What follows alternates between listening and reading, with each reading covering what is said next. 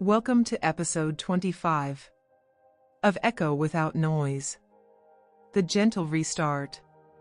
It's 3:17 a.m. The baby's finally asleep. The house is quiet, except for the hum of the fridge and the occasional creak of the ceiling fan. I'm sitting at my desk, staring at a blinking cursor on a half-written blog post. My tea's gone cold. My thoughts are loud. I wanted to write something meaningful tonight. Something that would reach someone. But all I can think is, I'm too late. Too late to build the thing I dreamed of. Too late to be consistent. Too late to matter. And maybe you've felt that too. Maybe you've looked at your unfinished projects, your paused dreams, your quiet inbox, and wondered if the world moved on without you. Chapter 1, The Rush to Be Enough. There's this pressure, isn't there? To be productive. To be visible. To be enough.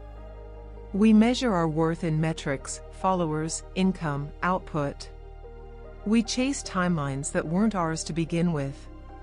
And when life interrupts, when grief, motherhood, burnout, or just plain exhaustion slows us down, we feel like we've failed. I used to believe that if I wasn't showing up perfectly, I shouldn't show up at all. That if I couldn't deliver something polished, I should stay silent. But silence started to feel like self-erasure. Chapter 2, The Pause I Didn't Choose. There was a season when I couldn't write. Not because I didn't want to, but because I was emotionally threadbare. I'd open my journal and stare at the page, hoping something would spill out. But all I had were fragments. Half-thoughts. Guilt. Longing. And I kept thinking, I should be past this by now. But healing doesn't follow a calendar. Creativity doesn't obey deadlines. And growth? It's not linear. It loops. It spirals. It rests. Sometimes, the pause is the lesson. Chapter 3, The Fear of Being Too Late. I've had this recurring fear, that I missed my moment. That the people I admire are already miles ahead. That I waited too long. That my voice won't land because the conversation has moved on. But here's what I've learned, slowly, painfully, and beautifully. There is no expiration date on your voice. There is no too late when it comes to showing up with truth. The world doesn't need your perfection. It needs your presence. Chapter 4, The Gentle Restart. So I started again. Not with a grand relaunch. Not with a viral post. But with a whisper. A 10-minute win. A messy journal entry.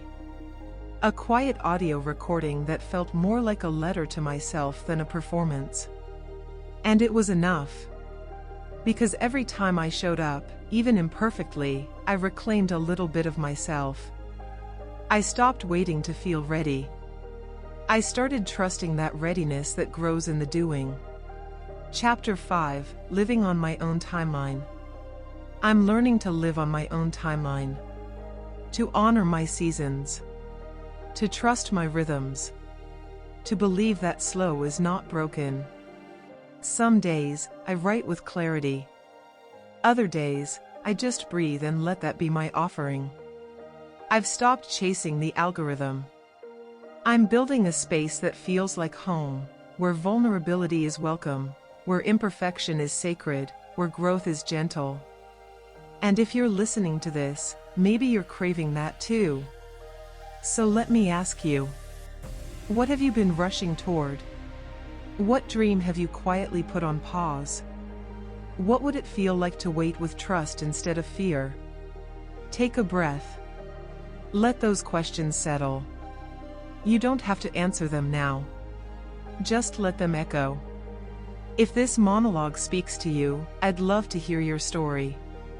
What have you waited for, and what did it teach you? You can reply, journal, or just sit with it. There's no pressure. No deadline. Just a gentle invitation to begin again. Because you're not too late. You're right on time.